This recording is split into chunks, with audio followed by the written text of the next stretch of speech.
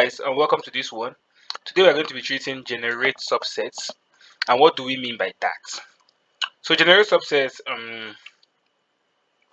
we're just going to have a normal set as our input and a normal list rather, right? A set of numbers as our input, and then we're going to generate its sets basically, right? Or its subsets. So zero, an empty list, 1, 2, and the list itself. So we use this method called binary decision to carry this out, and then we are going to be seeing this in real time.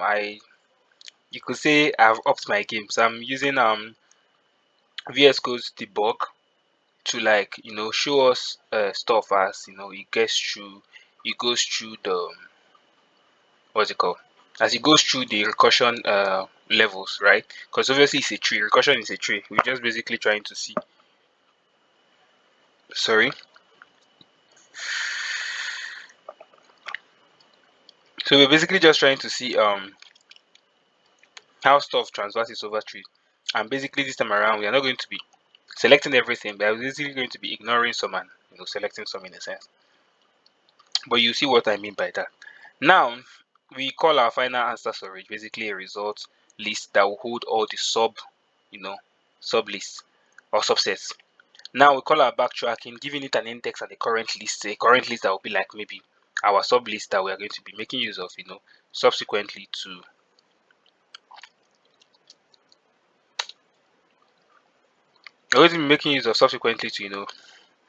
give our results or hold our results. Now we call print yeah. So we're going to be printing out some its value on different stages. And as right now you can see that the index is 0 and the current is empty as well, right? So if we move on,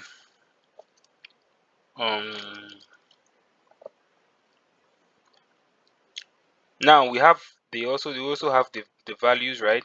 So it says base case if index reaches the length of the array, it means we have made a decision for every element. So current list is now a complete subset, right? So important, we copy because current list is is mutable. So it's talking about, I think we've spoken about this before. Now the reason why we do a copy of the current list rather than that, so this is the line it's talking about here. So sorry, my bad. This line right there. So we do result that append copy list. I think I spoke about this in one of the subsequent videos where I spoke about the reason why we copy. So we do it is mutable. The current list is mutable. So we want to also make use of it when we pop and make use of it in subsequent these things. So for that reason, we are going to make sure that we return what's it called? We return a copy rather. Now looking at what we already have here, we can see now that this is our base case, right? This is our base case, and we say if index equals to length values. So basically we see what we are comparing. We see the index is still at 0 for the first recursions level, and then the values have 3 values. Basically it has a length of 2, right? If I'm not, is that correct? Yeah, it has a length of 2, 0, 1, 2, counting from the distance, but it depends on what. Wait. Length is actually 3. Length counts, from 1 to 3. It doesn't count indexing. So yeah, so basically 3 right now, right? So we have a length of 3, and then we move on. We say breakpoints. I think I would rather love to reduce this so that basically it doesn't run for too long. Let me see whether that really updates. Nope. So I have to stop the process. Stop the process and let's start that again. Okay. Okay. Now, okay. We can step over, and here now we have here 2 values. So basically, we now have length at index or as length of 2 and index at 0. Now what do? Okay, we want to show our current list. uh, our current lists. So our current list is valued at this, and so we ignore because the index at that level is not yet the length of the value. So basically we ignore right here, right? And then we move forward to call backtracking on our first guy. So because we've ignored, we did not, we did not okay, not necessarily. So let's read what is written here. It says left branch. So we are looking at the left branch of the tree, not necessarily because it's not up to the lowest. Basically, we will see what it means now. It says decision do not include this value, right?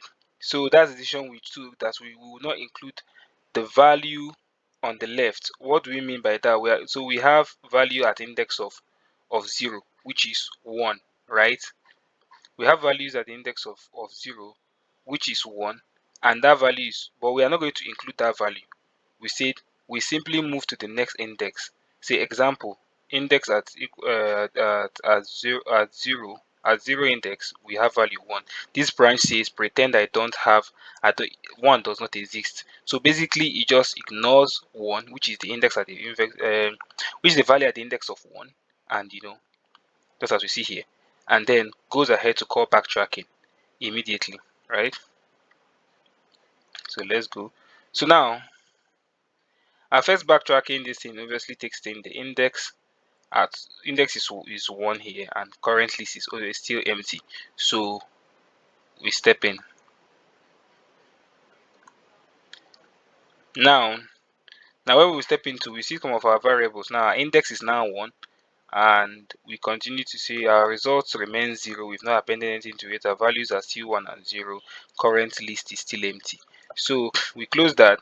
We come back to the backtracking is starting from the beginning. It tells us our index is now 1, current list is empty, and then what do? We step over. We see that our index is now 1. This guy is still here, and basically this is the base case. So the base case is not satisfied because this has index of 1, our length is 2. So basically it doesn't satisfy, so we move on.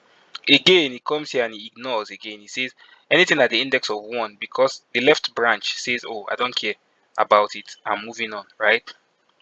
Now just as we did before. Now index is 1, currently this is 1, and we call our backtracking again. Now we've stepped into it, and now we step into, we see that our index is 2, our current list is still empty, and because our current list is empty, we move on. Now we can see that we've satisfied the base case, or yeah, the base case, and the length of the values is now dropped, and this guy is also here, right? So what do? We simply adhere to what the base case is asking. And what is that? What is he saying? He's saying here, should I step into or step over? Okay, step into. Now I step into the if this thing, and then I get, oh, the current list is empty, so it's going to go ahead to do current copy of it. So the current list which is empty is what it's going to return, and then it's going to return it. And immediately we hit return, we could see that the result immediately gets appended to with a value of an empty list, and then we move on, right? So when we move on, we come to the backtracking again, and what happens is that we went back to the index of 1. That means we've gone back to the last index or the last recursion where we were at, and where we called uh the first backtracking of basically the left tree. And that's it. We do this stuff again. What's it called? We call it again. Sorry, we are now in the second tree. Now we are moving forward after the first backtracking, basically the left tree is backtracking, or the left branch backtracking. We move forward to the right guy. Now he says, now decision include this value. So when we got to the right guy, the guy was like, oh, do you know what, I'm going to take this value at the index of 1, right? This is the index of 1. This is the values at the index of 1 is going to be 2, right? So it says, oh, do you know what, I'm going to take this value, and that's what it does. It goes ahead to take the value. It goes ahead to take the value, we get current list and this, and basically move forward, and we could see that the current list now is appended with 2, and then we now have to move forward with the recursion, or they are basically the recursion at the index of what, at the index of 1 basically, and then we have index at the index is 1, current list is now 2. Now we call backtracking again with the same value, and that will take us to 2 as we know it. Let me step into it, and then we see here index of 2, right? Current is 2. Well, obviously that tells us base case is satisfied. We get to push this list here now. So when we move over, step into, and then yeah, we step over step over, immediately you see here to be appended with 2. And now when we continue this process, we will see that at the end of the day, sorry, nope.